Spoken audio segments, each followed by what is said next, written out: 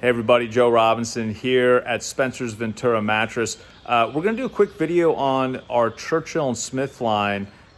Spencer. Yeah, Joe. Spencer, if you could tell us a little bit about this Churchill and Smith line that you developed. Sure. Great. Sure. So Churchill and Smith is a combination of European design and quality and made here in America.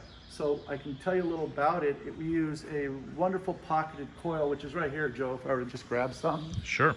These individually wrapped coils right here. Yeah. This is an old cutaway, but you get the idea, they can form. So we take that coil and then we put natural latex on top of the coil, which is right here.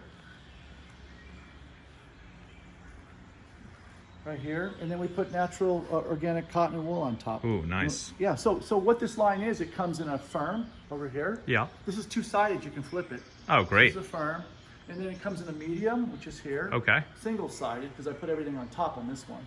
And then you go into a soft, or what we call plush. All right. And that's got 3 inches of soft latex on top, organic cotton, a little bit more And wool. just to give you guys an idea, this is the pricing on this. Thanks for doing that, because And, people call all the time, want to know pricing.